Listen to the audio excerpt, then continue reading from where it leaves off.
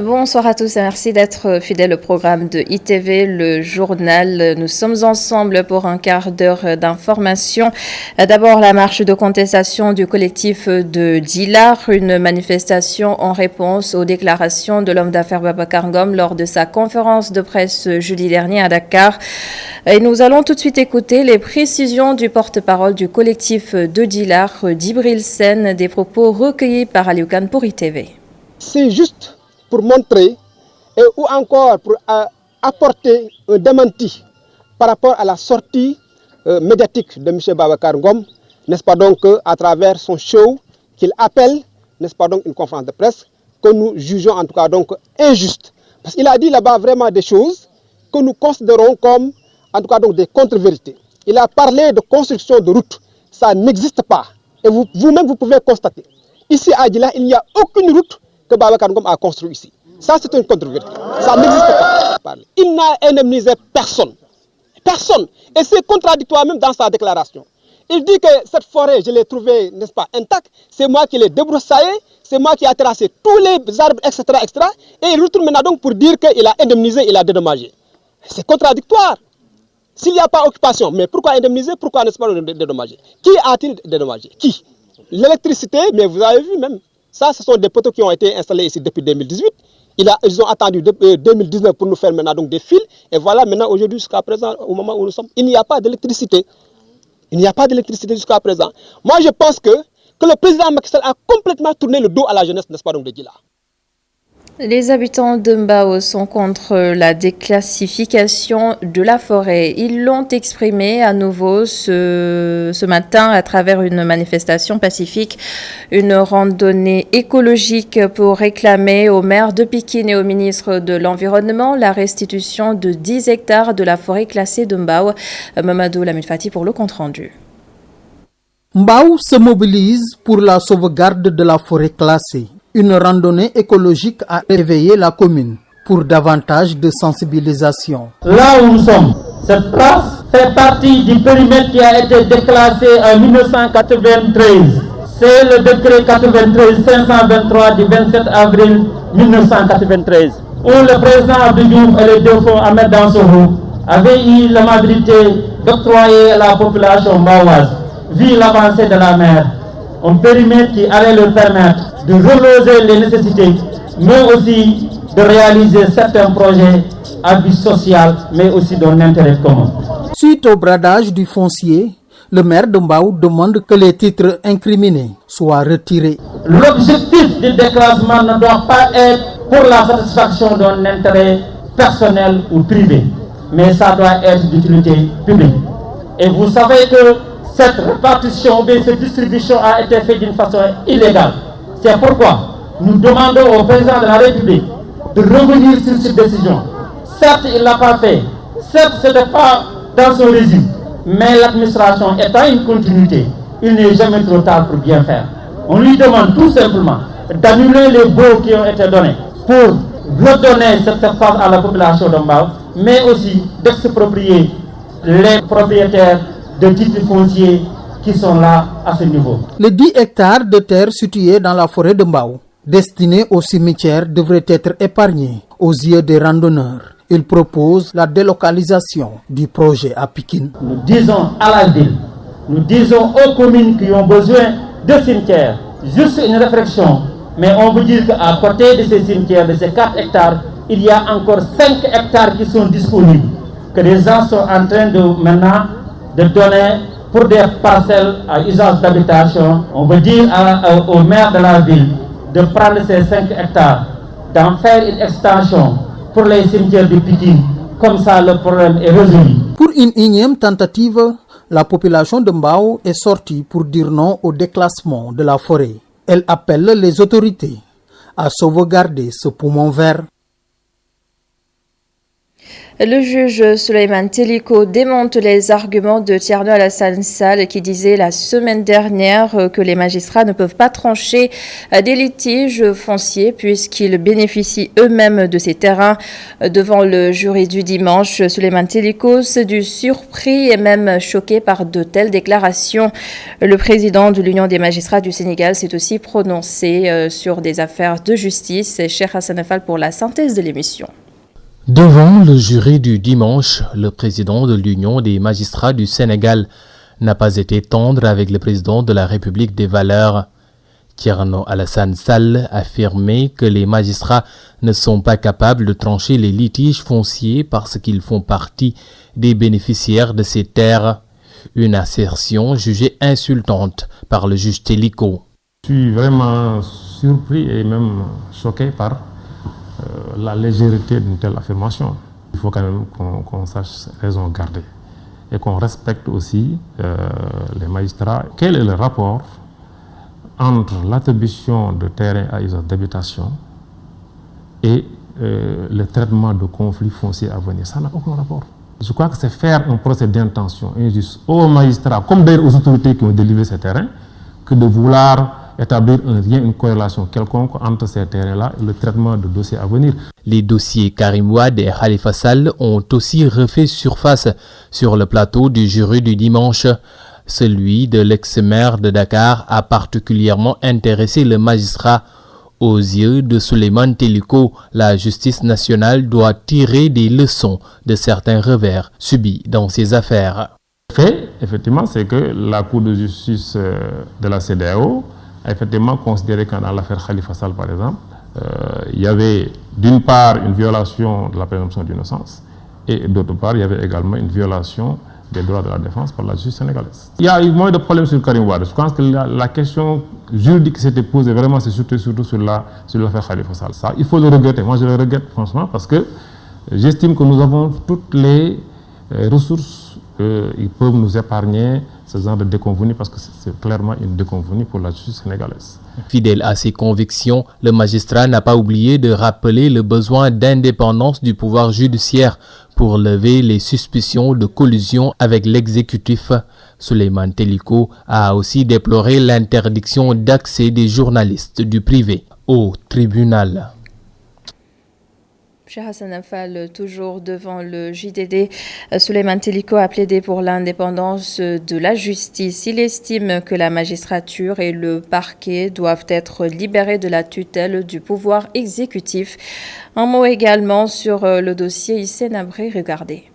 Je pense que l'important pour un juge, c'est de satisfaire son devoir de mettre toutes les parties en mesure de défendre leur cause. Très bien. Et ça a été fait, je pense. Et surtout, il y a des principes qui sont connus, qui tendent justement à consacrer cet équilibre du procès-là. Ces principes, c'est le principe des droits de la défense, c'est le principe de l'égalité des armes, c'est le principe du contradictoire. Aujourd'hui, si on veut dire que le procès n'est pas équitable, il faudra prouver que l'un de ces principes a été violé d'une manière ou d'une autre, ce qui n'est pas le cas. Hissène Habré a été poursuivi en même temps que 5 autres personnes. Et les chambres africaines ont tout fait pour que ces personnes-là puissent être transférées au Sénégal pour rester entendues. Le Tchad a refusé. Ce qui est préférable, c'est que nos juridictions nationales aient les moyens et l'indépendance aussi nécessaires pour pouvoir juger de tels crimes. Si ce n'est pas le cas, et comme très souvent ce n'est pas le cas, je pense que ce serait aussi livrer les victimes à leur sort, à leur triste sort, que de refuser de saisir la CPI. Donc pour moi, il faut qu'on on organise plusieurs offres, qu'il y ait une offre nationale, une offre internationale. Et nous parlons d'autre chose, encore des morts liés au coronavirus 3. Ce dimanche, 121 nouvelles contaminations. Notez également un retour des cas importés. Les détails dans la déclaration du jour du docteur Mamadou Ndiaye, directeur de la prévention. Sur 1108 tests réalisés, 121 sont revenus positifs, soit un taux de positivité de 10,92%. Les cas positifs sont répartis comme suit. 96 cas contacts suivis par nos services, un cas importé enregistré à l'aéroport international Blaise Diagne de Diass, 24 cas issus de la transmission communautaire et répartis entre Thiès 5, Mbour 2, Saint-Louis 2, Plateau 2, Mariste 2, Pikine 2, Guédiawaye 2, Diamaguène 1, Liberté 6 1, Ouakam 1, Yoff 1, Keur Massar 1, Mbao 1 et Bignona 1. 65 patients hospitalisés ont été contrôlés négatifs et déclarés guéris. 32 cas graves sont pris en charge dans nos services de réanimation. 3 décès ont été enregistrés ce samedi 11 juillet 2020. L'état des autres patients reste stable.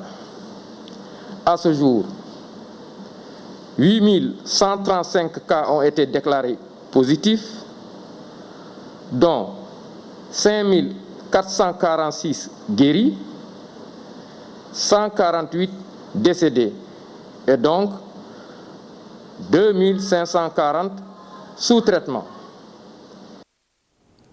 Vous l'avez sans doute remarqué, l'hivernage s'installe progressivement, une période propice à certaines maladies. La région de Sédhiou a reçu plus de 77 millions de nos francs pour financer les activités de lutte contre le paludisme. De gros efforts sont à faire dans cette partie du Sénégal où nous retrouvons justement Ousmane Demba. La rencontre qui a mobilisé les acteurs sanitaires, des élus et des services techniques donne une occasion de revenir sur le bilan de la riposte de l'année dernière. Malgré une baisse considérable du taux de morbidité, des morts sont à déplorer, informe le gouverneur. Pour ce qui concerne la région de Sédhiou, des progrès importants ont été faits et ont permis de diminuer de moitié l'incidence du paludisme avec un nombre de malades qui est passé de 2808 en 2018 à 1648 en 2019. Mais 2019, 9 personnes ont eu à perdre leur vie. Considérant le paludisme comme une sérieuse menace aux groupes vulnérables et qui peut s'avérer redoutable en période de pandémie, Papa Demba Diallo appelle à la résistance. Les efforts doivent être redoublés, ce qui montre toute la pertinence du plan d'accélération de lutte lancé aujourd'hui et qui sera mis en œuvre pendant l'hivernage. J'invite instamment les différentes parties prenantes à œuvrer de façon multisectorielle et à renforcer la collaboration transfrontalière. Si la région médicale est prête à répondre à ce vibrant rappel des troupes, le médecin-chef de la région regrette l'arrêt cette année de la stratégie de chimioprévention du paludisme saisonnier. Notre plan d'accélération doit être mené avec plus de vigueur encore, parce que nous avons arrêté une intervention majeure par orientation de l'autorité centrale. Dans la même veine, Didier Amadou Eri Camara, qui annonce la disponibilité de moustiquaires imprégnés, déplore le mauvais usage que les populations en font. On a fait la couverture à Milda il y a 2 ans, mais on a vu que la plupart des études ont montré que les moustiquaires sont disponibles, mais la personne ne se bouge pas. Magnifiant les efforts consentis par l'État et les partenaires, le gouverneur de la région a exhorté les populations à une prise de conscience face au paludisme qui constitue un problème de santé publique. Du sport dans ce journal, la Fédération sénégalaise de football a annoncé en début de semaine l'arrêt définitif du championnat. Le président de Teungueth FC décèle des incohérences dans cette décision. Le dirigeant rufisquois réclame le titre de champion du Sénégal pour le Teungueth FC. Au micro de Babacar Seck, Babacar Ndiaye déclare que c'est un droit, nous l'écoutons. Tout ce qu'on demande, c'est de corriger certaines incohérences. C'est-à-dire, quand on nous désigne pour aller dans une Ligue des champions, où on va rencontrer des champions, qu'on nous donne le mérite d'être au moins champion. Parce que le deuxième n'est pas 1 point ou 2 points. On sait, on connaît les scores. On peut tourner les tables comment on veut. On peut parler de ratio de points. Ces play-off ou play-down-là, qui ont fait sortir beaucoup de gens pour dire c'est injuste, je les comprends aussi parce qu'on ne change pas les règles du jeu en cours de jeu. Il nous aurait fallu 1 ou 2 matchs aussi pour être champion. Mais on n'a pas voulu égoïste, on a défendu tout le monde. Vous me demandez d'aller en Ligue des Champions, donnez-nous le titre de champion. Et aussi, une Coupe d'Afrique Corona, ça se prépare, ce n'est pas une Coupe d'Afrique simple. Donc il y a le protocole sanitaire qui, si on ne peut pas l'appliquer localement, on ne peut pas l'imposer à une équipe pour lui dire vous allez respecter ce protocole en Afrique.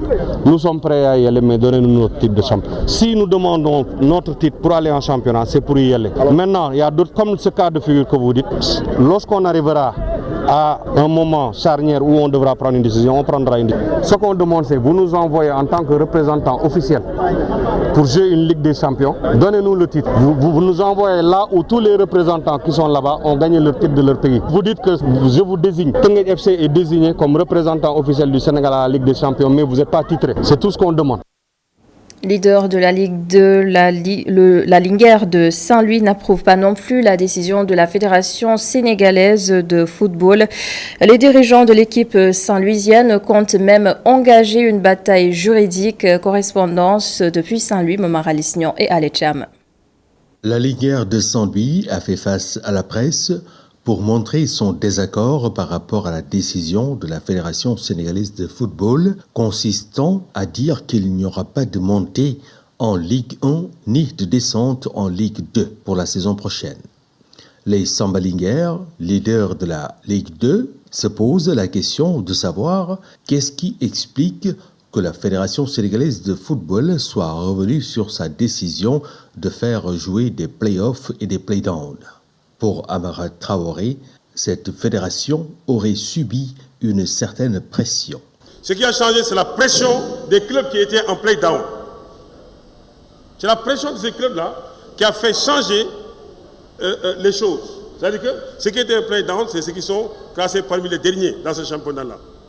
C'est aujourd'hui, c'est ces clubs-là qu'on prime, et c'est ces clubs-là qui célèbrent aujourd'hui. Comment ça s'appelle ce qui s'est passé?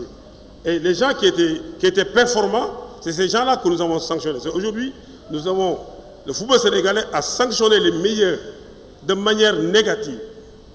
C'est ça la vérité. Maintenant, qu'est-ce qu'on va apprendre à nos jeunes?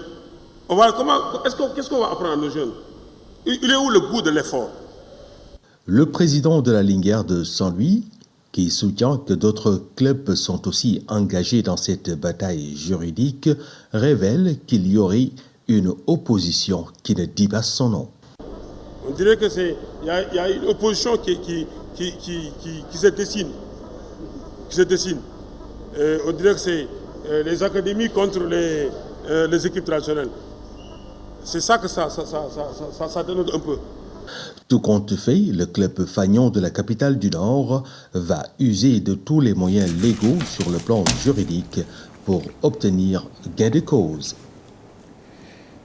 Et voilà, c'est la fin de ce journal. Merci de l'avoir suivi. Merci à toute l'équipe de la régie. Mamadou Ibragan, je vous rends l'antenne pour la suite de la Totale.